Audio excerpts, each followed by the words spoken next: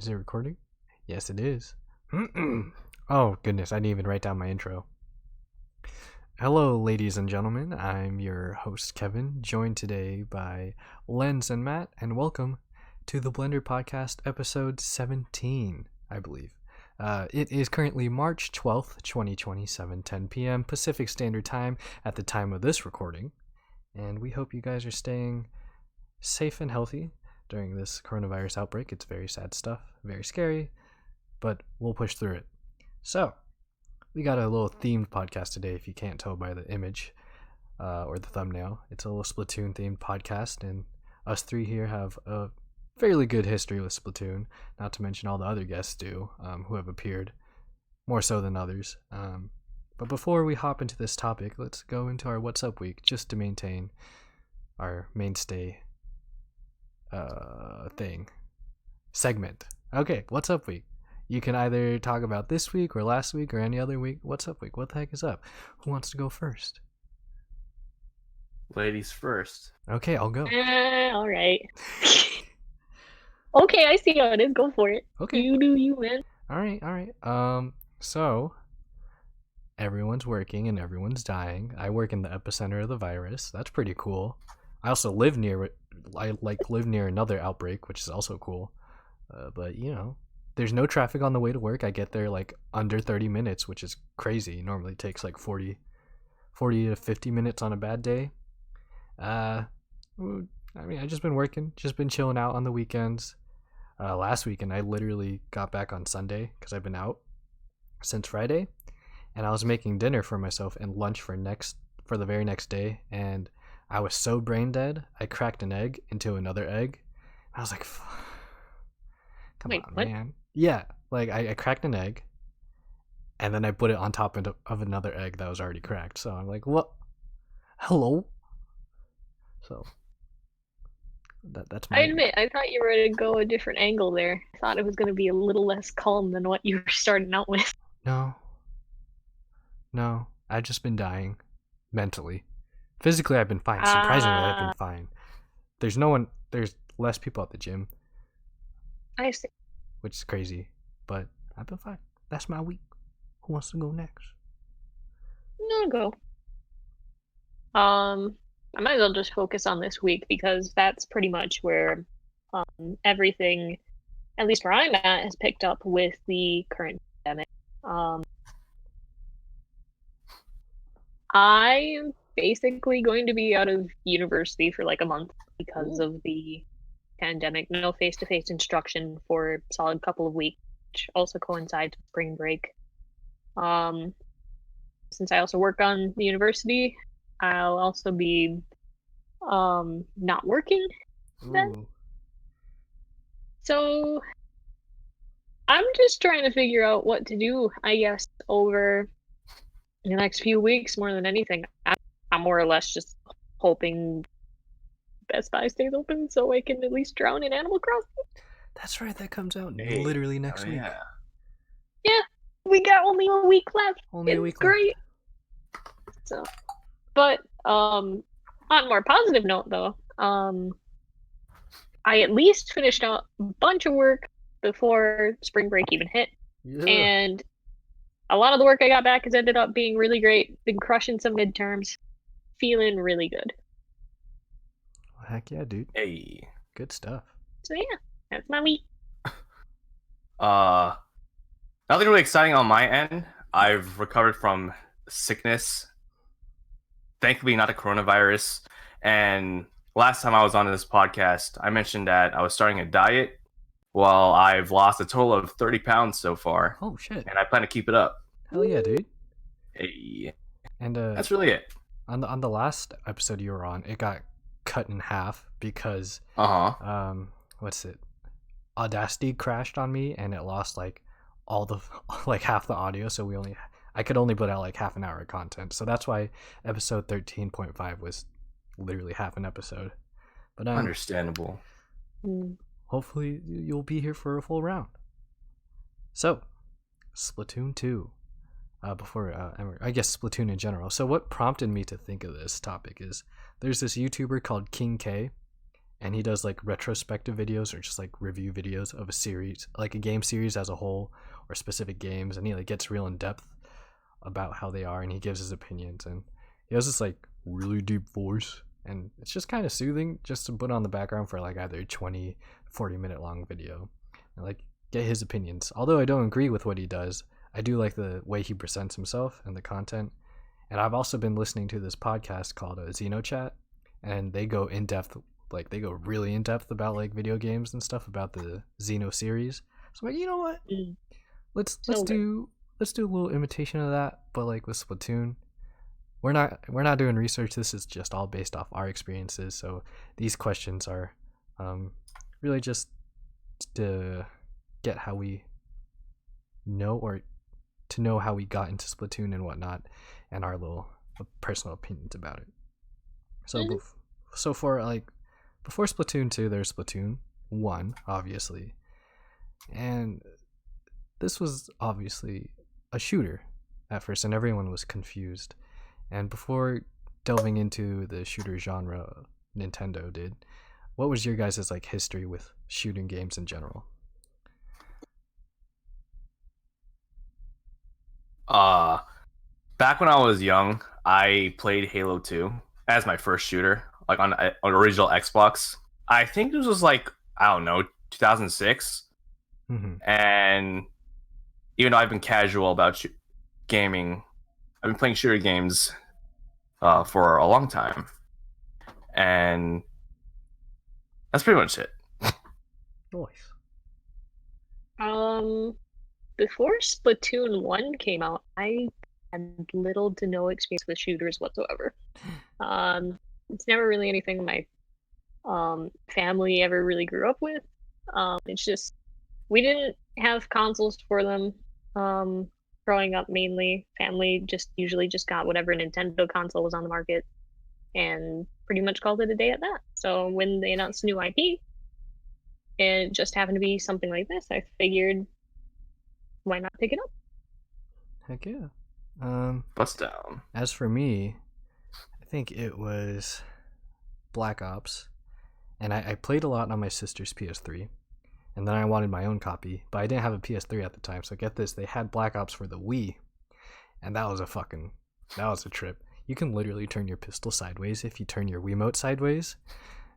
And I played on that for a little while, and then I got my own PS3, and then I delved into the PS3 realm of like online gaming and Black Ops, and then got Black Ops 2, and that's where it kind of stopped. I mean, I have like Battlefield 3 and Battlefield 1, but my shooting interest like kind of went away. And with Splatoon 1, I was like, oh, you know, I like Nintendo. I kind of like shooters. I think I'll hop into this, and that's how I got into it. I mean, I barely played Splatoon 1. I got up to like maybe level 15. So I know like absolutely nothing about the game. But on the topic of origins, how did we all meet, or how did we all meet playing Splatoon 1? I know, for instance, I only knew Matt at the time because we went to high school together, and I would call him up like FaceTime audio, and we would play Splatoon from time to time for like bust down, like hour sessions, maybe less. And then when I moved on to college, I like hit him up for like one last session, and that was the end of that. And I never touched Splatoon 1 again. Shit, man. That's interesting, knowing that it was FaceTime audio. We shows time for Discord. Mm-hmm.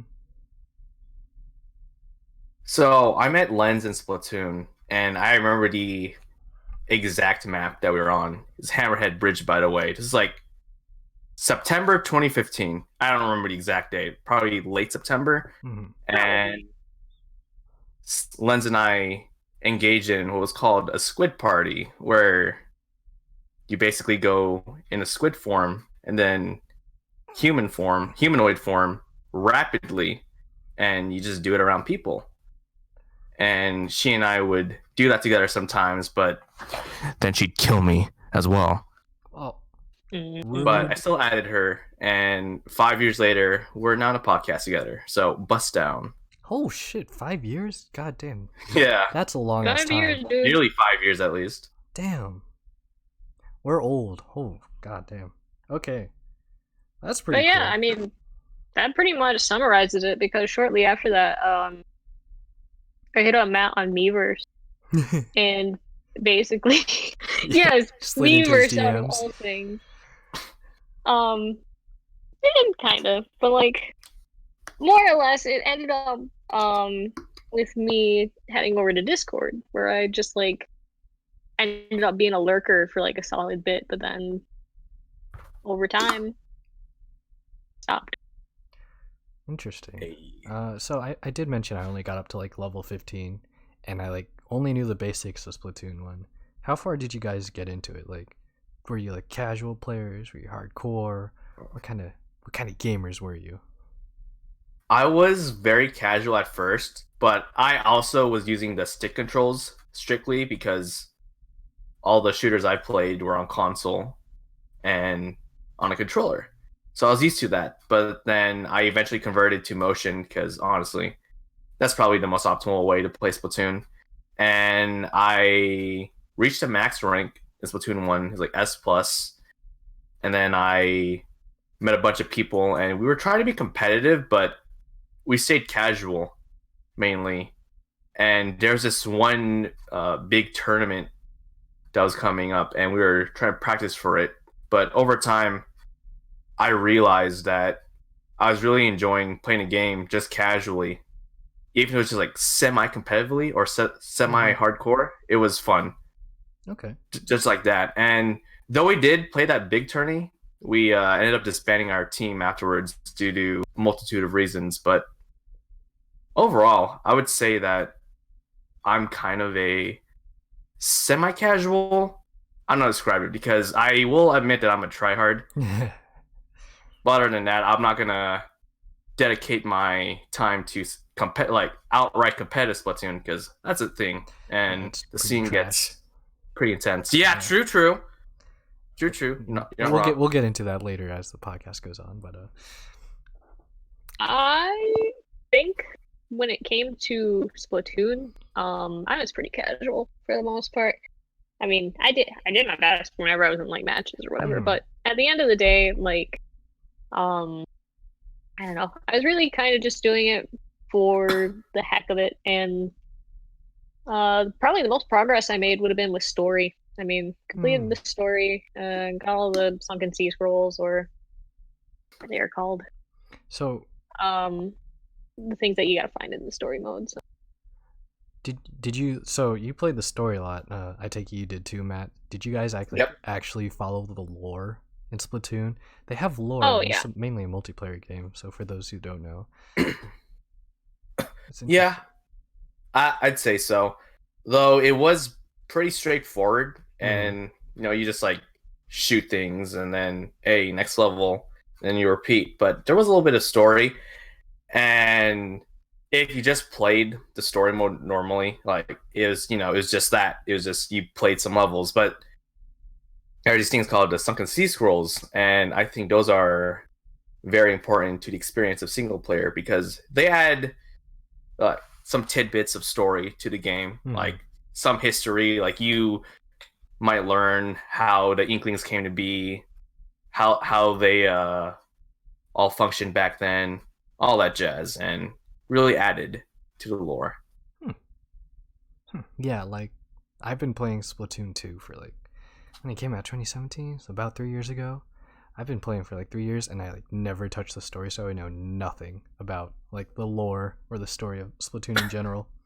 But that's Understandable. Okay. Really? That's like if you think about it, like people who play Call of Duty, aside from like Modern Warfare 2, they don't play the main story, they play the multiplayer.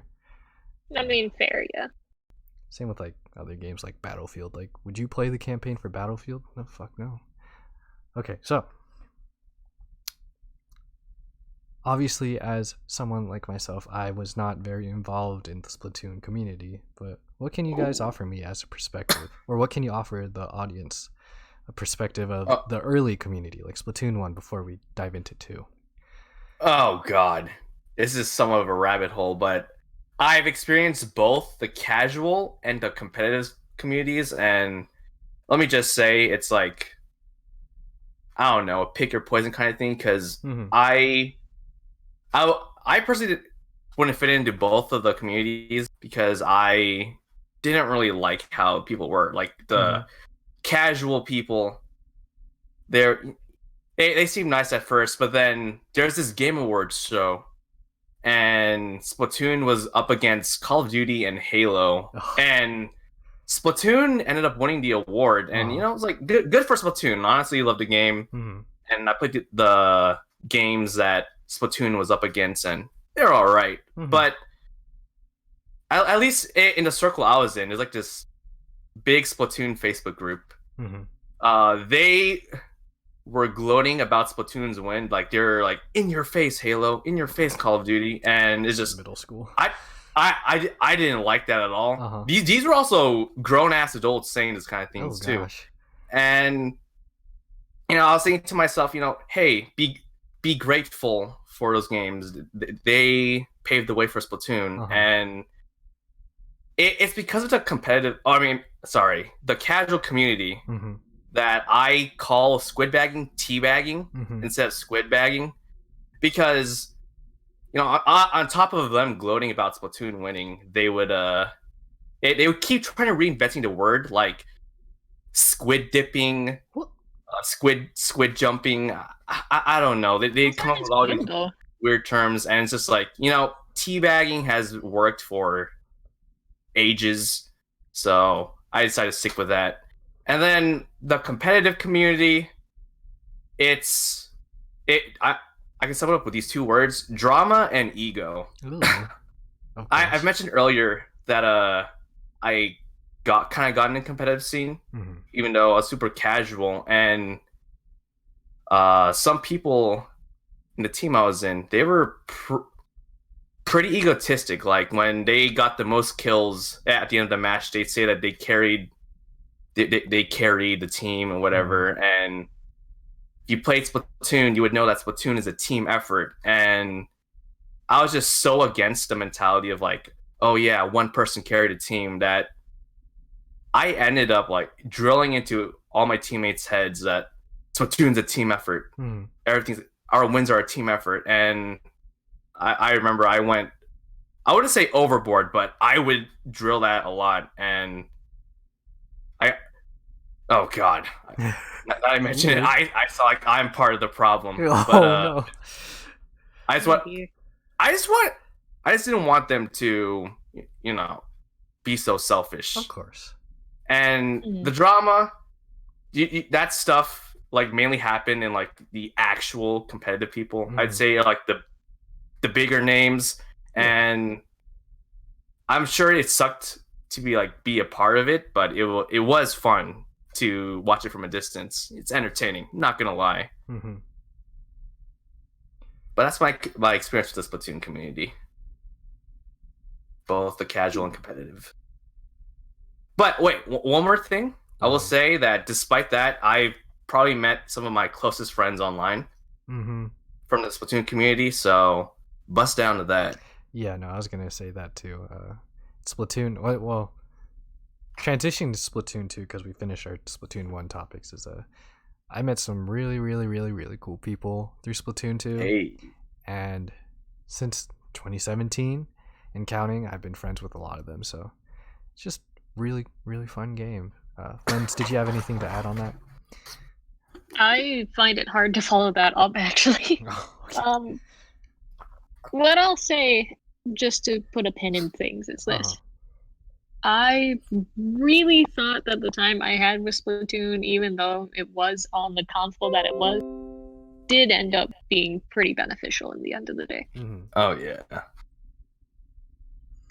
But yeah, I dig it.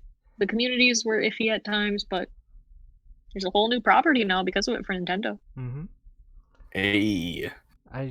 In 2015 when it came out, Splatoon 1, I was like just graduating high school, and same. I didn't have internet my senior year. I would like steal off my neighbors, because you know, poverty. And so when I was in college, I got the dorm Wi-Fi, and you know, when you're in college, your freshman year, my well, this applied to me. I don't everyone's different, but when this applies to me, when I was in college, I had time for video games, but I didn't want to have time because it was a new experience. Literally, my door was open almost 24/7. People were coming in and out of my room, and the games we did play were like local games like Smash or Mario Kart. You can't really play Splatoon with like on a split screen. Splatoon 1 like share screen is terrible anyways in itself, but I didn't really have much time to play Splatoon. So once number 2 came around, I was really excited to give it another chance because I wasn't really sold on Splatoon 1. It's like, oh man, I spent $60 on this. It's okay. I'm not a really big fan of it.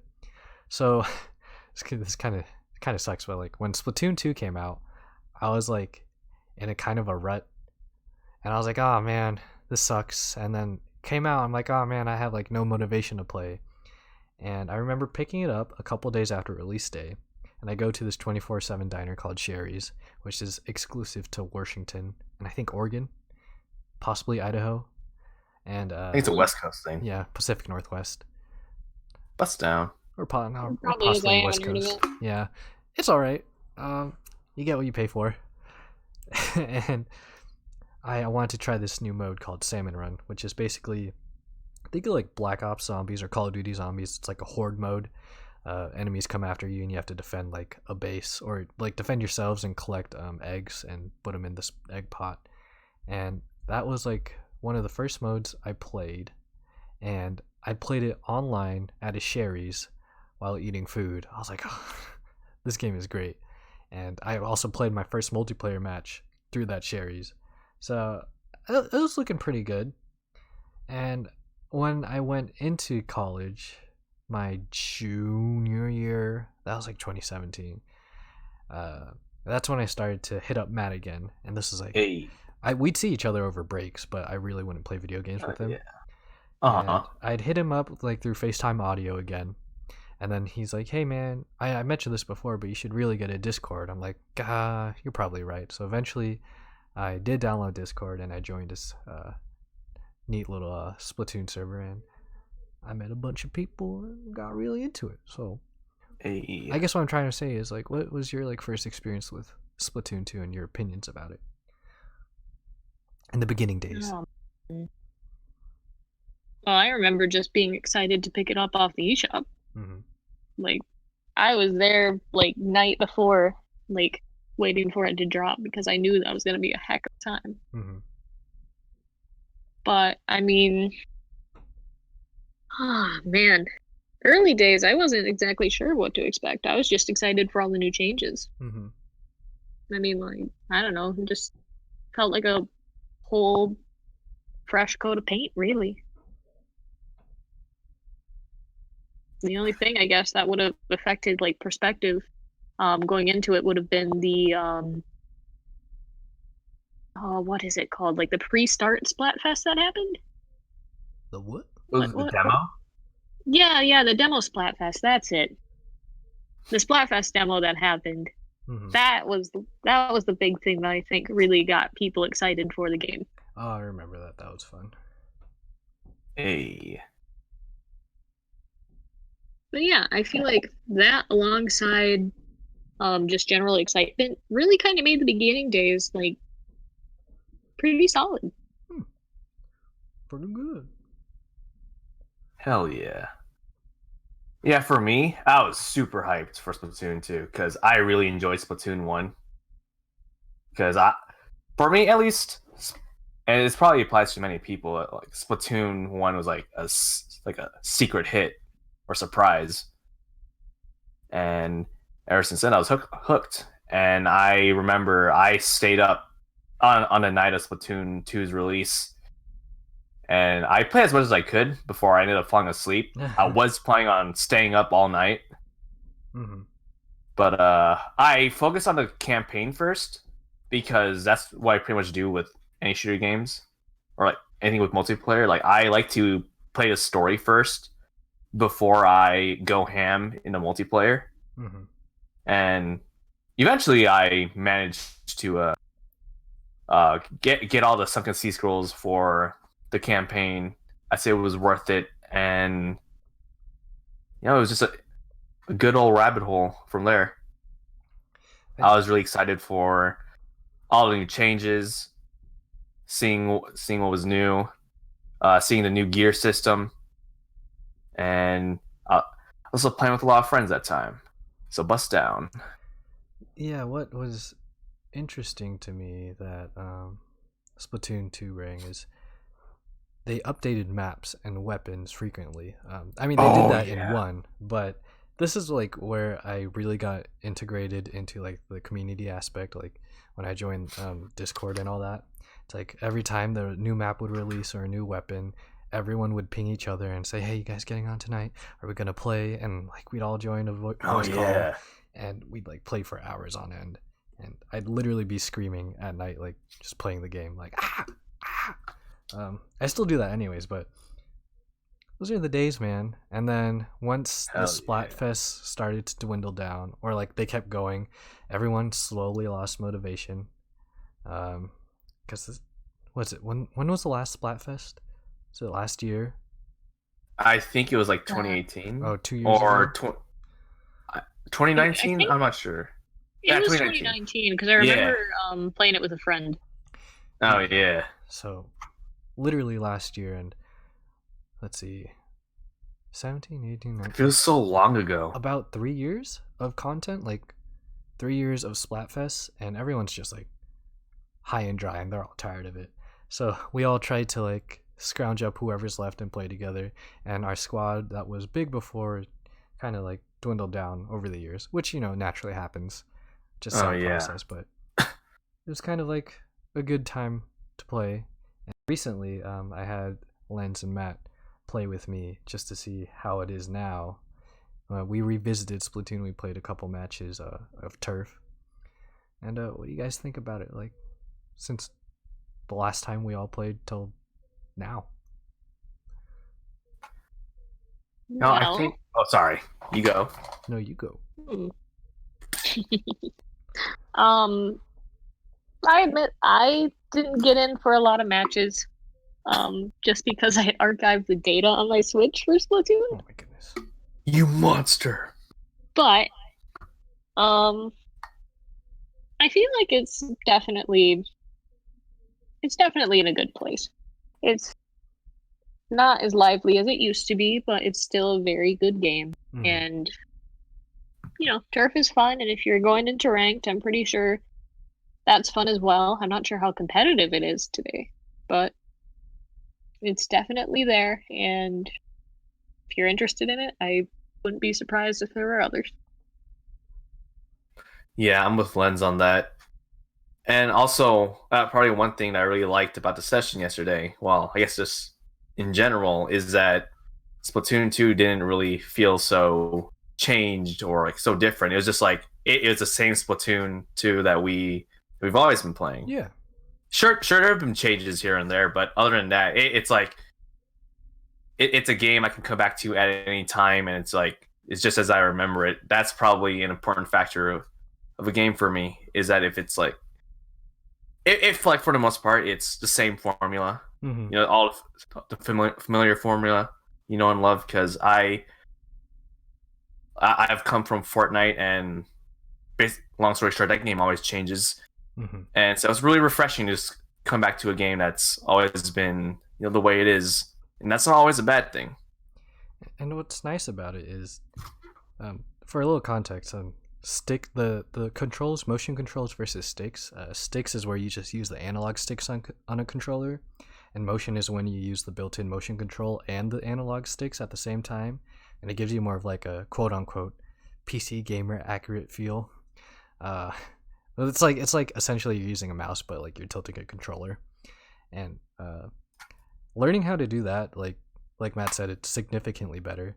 And once I hopped back into Splatoon 2, it was just like muscle memory. It was just so easy to play again.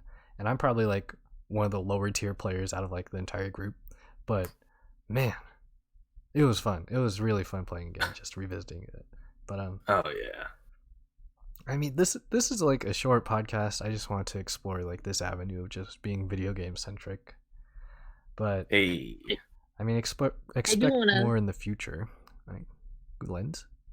Sounds good. Yeah, Yeah. I do want to go on record and say though that probably one of the most exciting times that occurred with Splatoon 2 was when the Octo expansion came out. Oh, I did not get that expansion, so if you guys want to elaborate on Wait, that. really? Yeah, no. Oh Well, my What? god. that's why I You're don't have missing a out on one Octarian. of the biggest chunks of the game. That's I don't some have juicy Octo shit. Boy. Look, I'm telling you, dude. Octo expansion changed literally everything because even back in the day on Wii U, when Miiverse was still up, you'd see posts that were just like add Octoling. Oh And yeah. when they did, it was worth it. Mhm. It changed everything. Changed the lore, changed the gameplay. Heck, It it changed is the community. safe to say, yeah, basically. So And then there was also that that is time. good. Sorry. Now you're good. I was done. No, understandable. But what I was gonna say is that there's also that time before the Octo expansion is that within our Splatoon circle of friends, I remember hosting a tournament, and the winner would get the Octo expansion free, thanks to me. Or okay, that sounded so arrogant, but what I meant, Yeah. I forgot how to say words, but basically, it was the Splatoon or the Octo expansion was on me. That was a prize, and I won my own tournament, so I saved the money. Oh, But overall, it was a lot of fun. That's probably the most competitive I've seen, like my Splatoon circle of friends. It's pretty fun. I wonder if my mic is picking up my roommate right now. It's pretty funny. Oh, But what's even going on? What's it sound like? I don't know. Thin walls. I can't say right now. But with that being said, thank you guys for joining. Does anyone have any parting words before we end this show? Nintendo Direct, please. Please. I mean, I mean, I've got nothing for that. I mean, I wouldn't mind another Nintendo Direct to come up, but like, I don't know. Wait a It minute. is a weird time in the world right now. You know what's weird, guys? What? Lens.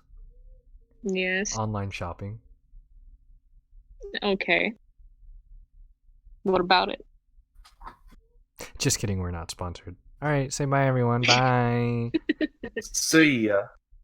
Later.